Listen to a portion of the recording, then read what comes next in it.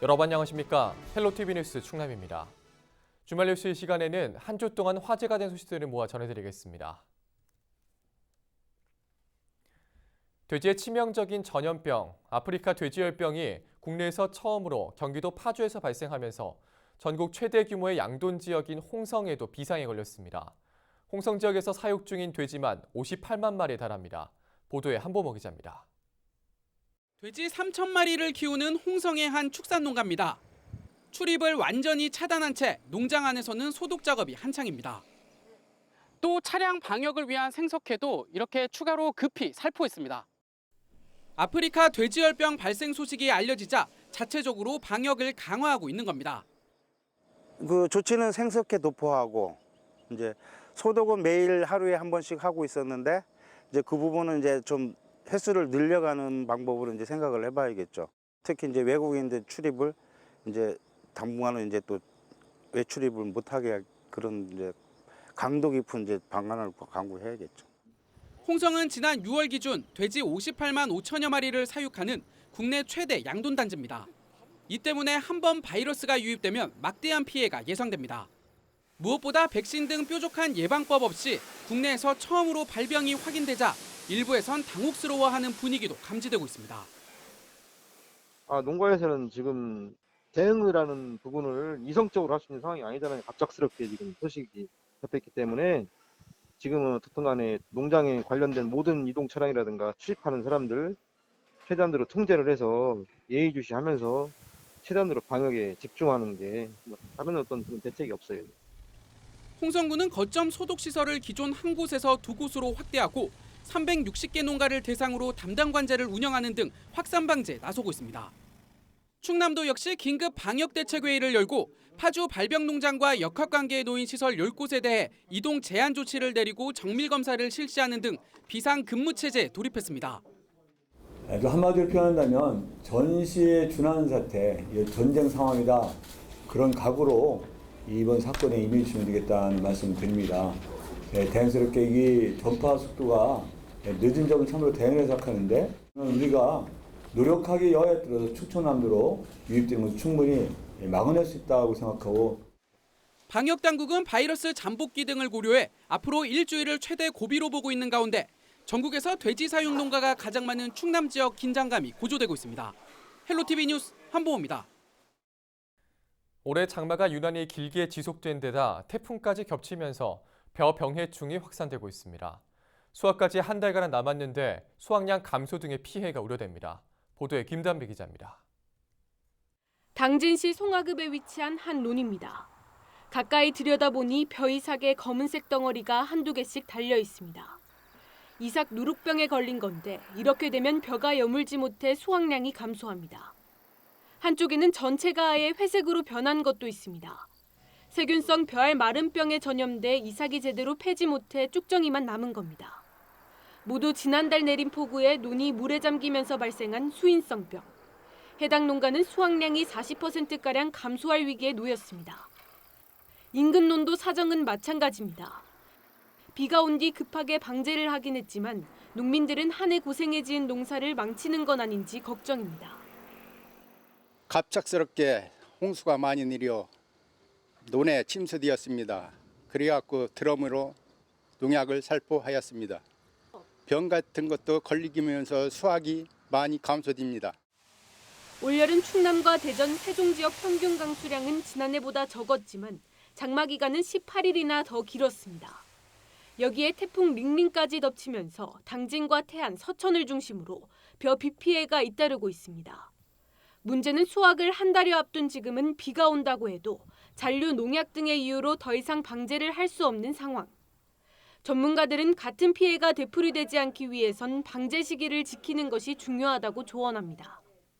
비가 많이 올 경우에는 이제 습도가 많고 이제 온도도 같이 높기 때문에 출수기로부터 일주일 후까지 세균성 벼알마름병, 이삭누룩병 같이 방지할 수 있는 적용 약제를 선택하셔서 2회 정도 동시 방지하시면 되겠습니다. 잦은 비로 벼 비 피해가 확산되면서 수확을 앞둔 농민들의 얼굴에 근심이 깊어지고 있습니다. 헬로티비 뉴스 김담비입니다. 앞서 보신 것처럼 벼 피해도 있지만 태풍 이후도 문제입니다. 태풍 링링이 관통한 충남은 벼가 쓰러지고 과실이 떨어지는 피해가 컸는데요. 특히 농작물 재해보험에 가입하지 않은 농가가 많아 이중고를 겪고 있습니다. 정선영 기자입니다. 노랗게 익은 벼들이 힘없이 누워 있습니다. 태풍 링링이 지나간 뒤 이 농가는 전체 재배 면적의 10%가량이 벼가 쓰러지는 피해를 입었습니다. 설상가상 농작물 재해보험에 들지 않아 보상길도 막막한 상황입니다. 피해 농민은 벼의 경우 다른 작물에 비해 자연재해의 영향이 적고 최근 몇 년간 태풍도 오지 않아서 보험의 필요성을 크게 못 느꼈다고 말합니다. 어쨌거나 뭐 할 수 없는 거지 뭐 어찌 없습니까? 천재지변이고 지 인력으로는 안 되는 거니까 어찌 할 수가 없어요. 지금 개혁이 지금 없습니다. 어찌 할지 지금 바심도 해줄라나 모르고. 이번 태풍으로 충남에선 약 6,600농가 5,400헥타르의 면적이 낙과와 벼 도복 피해를 입었습니다. 하지만 농작물 재해보험 가입률은 전체 12만 3천여 농가 중 39.6%에 불과합니다. 10곳 중 6곳은 보험에 가입하지 않은 셈인데 피해 농가는 재정적 부담이 더 클 수밖에 없습니다. 농작물 재해보험은 정부와 지자체가 보험료의 80에서 90%를 지원하고 농가가 10에서 20%를 자부담하는 방식입니다. 하지만 소득이 불안정한 데다 피해를 입지 않는 한 보험료를 돌려받지 못하다 보니 농민들이 기피한다는 지적이 나오고 있습니다. 홍보도 지속되어야 되고 아직까지 이제는 그 농업인들이 대부분들 고령이다 보시니까 이 보험에 대해서 조금 그 인식이 좀 많이 좀 부족하지 않나? 가입에 대해서 꼭 필요성을 못 느끼는 것 같고요. 또 하나는 뭐 보험이라는 것이 이게 이제 소멸성 보험이기 때문에 뭐 1,000명이 가입을 해서 실제적으로 혜택을 보는 사람은 뭐 10% 이내거든요. 그러다 보니까 아마 좀 나는 뭐 혜택을 못 볼 것이다. 아마 이런 것 때문에도 아마 좀 기피하는지 않나? 충남도는 이번 계기로 농작물 재해보험 가입률을 높이는 데 주력할 방침입니다. 특히 농가의 보험료 자부담을 줄이고 피해 산정 기준을 완화하는 등 보완점을 지속적으로 건의하겠다고 밝혔습니다. 헬로티비 뉴스 정선영입니다. 당진 출신의 김대건 신부를 세계 기념인물로 지정하기 위한 움직임이 일고 있습니다. 유네스코는 세계의 역사적 사건과 인물의 기념일을 유네스코 연간 기념 행사로 정하고 있는데요. 우리나라에선 정약용 탄생과 동의보감 발간이 선정된 바 있어 지정 여부에 관심이 모아지고 있습니다. 보도에 김단비 기자입니다. 조선 후기 당진시 우강면에서 태어나 한국인 최초의 사제가 된 김대건 신부.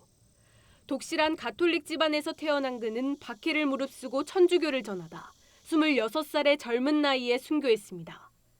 앞으로 2년 뒤면 탄생 200주년을 맞는데 이를 기념해 김대건 신부를 유네스코 세계 기념인물로 지정하는 방안이 추진되고 있습니다.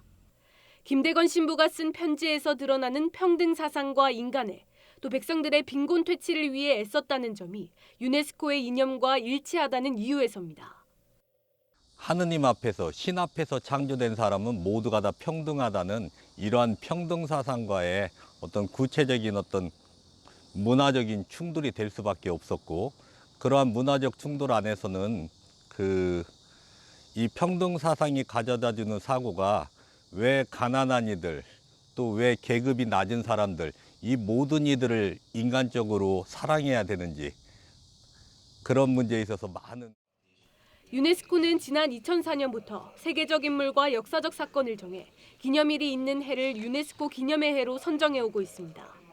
국내에서 유네스코 기념의 해에 도전하는 건 김대건 신부가 세 번째. 지난 2012년 다산 정약용 탄생 250주년과 이듬해 동의보감 발간 400주년이 선정된 데 이어 8년 만입니다. 특히 이번에는 유네스코 본부에 제출한 신청서에 프랑스와 베트남, 필리핀 등 3개국의 지지 선언까지 더해지면서 선정 가능성에 기대가 모아지고 있습니다. 전 세계적으로 주목받는 세계 명사, 세계 인물로 이제 인정을 받게 되는 건데요. 2021년으로 예정된 김대건 신부 탄생 200주년 기념 행사 때 유네스코 로고를 공식적으로 사용도 할 수 있고 국제 학술 회의나 아니면 유네스코 인사를 초청을 할 수 있습니다. 김대건 신부의 세계 기념인물 선정 여부는 오는 10월 유네스코 집행이사회에서 상정 여부를 결정한 뒤 11월 프랑스에서 개최되는 유네스코 총회에서 최종 판가름 납니다.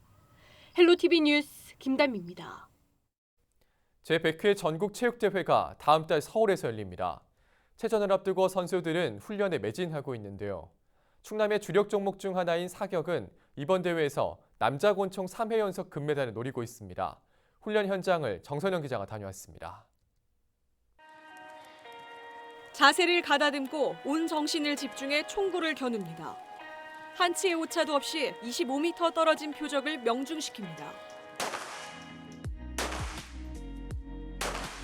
긴장감이 도는 사격 훈련 현장. 전국체육대회를 한 달여 앞두고 서산시청 사격팀 선수들이 구슬땀을 흘리고 있습니다.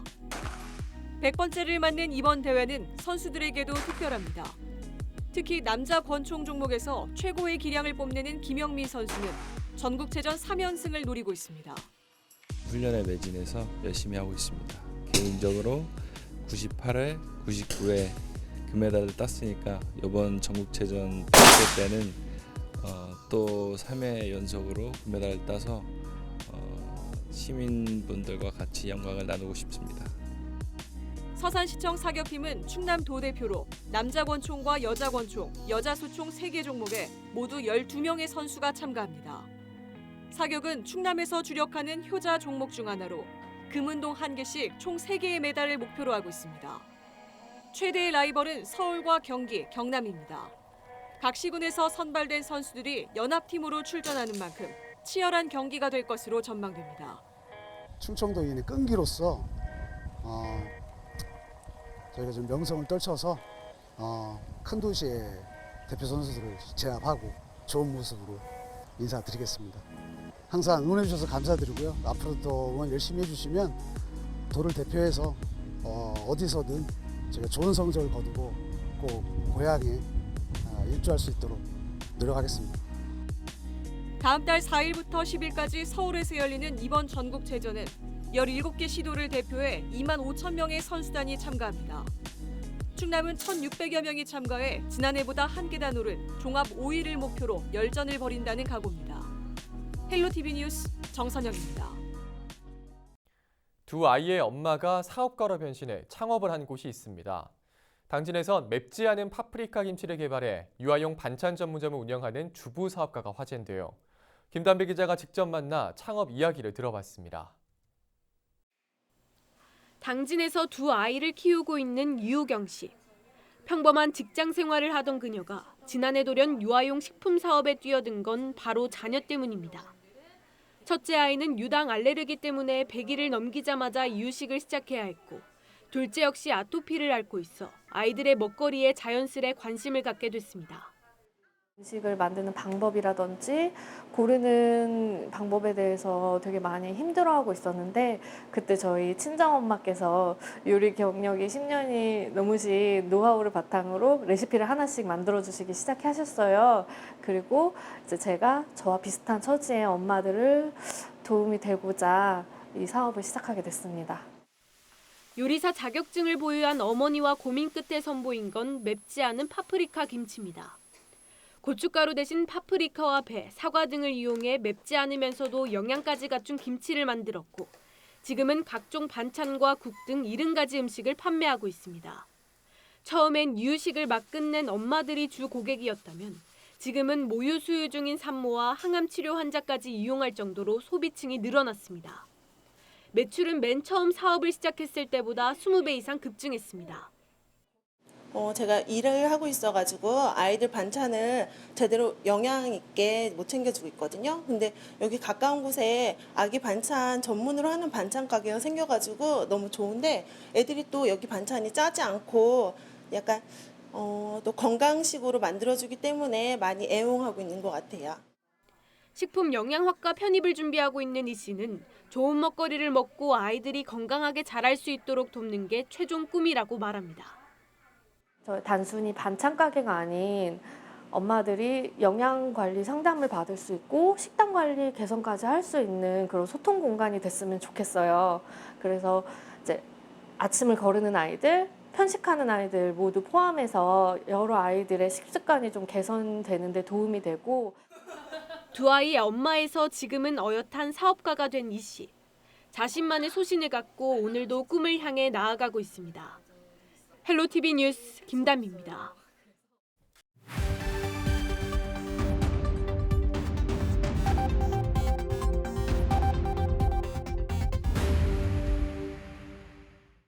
시청자 여러분 안녕하세요. 주민 여러분의 교통안전을 책임지고 있는 충남지방경찰청 문수진 순경입니다. 사고 현장이 담긴 블랙박스 영상을 통해 교통안전 수칙을 점검해보는 시간. 오늘의 첫 번째 영상부터 만나보겠습니다. 지난 7월 공주의 한 도로. 주행 중인 블랙박스 차량 앞으로 이륜차가 튀어나옵니다. 급히 차량을 변경해보지만 완전히 피하지는 못했는데요. 이륜차를 몰던 할머니는 다행히 크게 다치진 않았지만 자칫 큰 사고로 이어질 뻔했습니다. 오토바이 역시 모든 자동차와 마찬가지로 교통 관련 법규를 지켜야 합니다. 특히 안전장구를 착용하고 항상 주변을 살피는 서행 운행으로 스스로를 지키려는 노력이 필요합니다. 다음 영상 이어서 보겠습니다. 지난 7월 부여의 한 골목, 주차된 차량에 담긴 영상입니다. 트럭 한 대가 좌회전 중 손수레를 끌고 뒤로 물러나던 보행자를 치고 지나갑니다. 보행자는 그 충격으로 넘어졌지만 트럭은 별다른 조치 없이 현장을 이탈합니다. 차체에 무언가 충격되는 느낌을 받았다면 하차하여 피해자가 있는지를 꼭 확인해야 하는데요. 만약 그대로 현장을 이탈해버릴 경우 도주 운전죄가 적용될 수도 있으니 주의하셔야 합니다. 다음 영상 이어서 보겠습니다.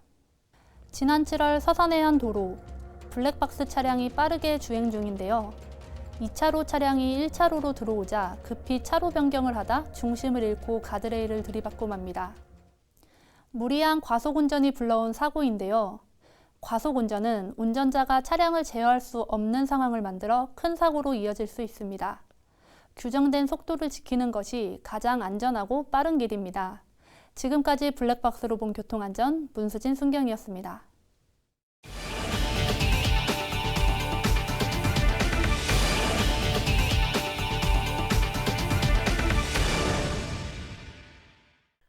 지난 3월 13일 치러진 제2회 전국 동시조합장 선거와 관련해 충남과 대전 지역에서는 모두 43명이 기소됐습니다. 대전지검은 제2회 전국 동시조합장 선거에서 98명을 입건해 43명을 기소했으며 이 가운데 혐의가 무거운 2명은 구속했다고 밝혔습니다. 유형별로는 금품선거가 58명으로 60% 가까이 차지했고 허위사실 유포 등 흑색 선전이 25명을 기록했습니다. 기소된 사람 가운데 당선자는 구속 1명을 포함해 모두 16명으로 벌금 100만 원 이상의 형이 확정되면 당선이 무효됩니다. 태안화력 3, 4호기가 LNG 발전소로 전환될 전망입니다. 한국서부발전은 최근 열린 이사회에서 태안화력 3, 4호기 수명을 연장하지 않는 대신 같은 용량의 LNG 발전소를 짓기로 의결했다고 밝혔습니다. 이사회는 LNG 발전소가 석탄 화력발전소보다 미세먼지 등 오염물질 배출이 적은 점을 고려한 것으로 전해집니다. 서부발전 측은 이 같은 내용을 조만간 한국전력거래소에 공식 통보할 예정입니다. 서부발전은 LNG 발전소 전환 계획이 올해 말 정부의 제9차 전력수급 기본계획에 반영되면 부지 선정 등 본격적인 사업에 나설 방침입니다.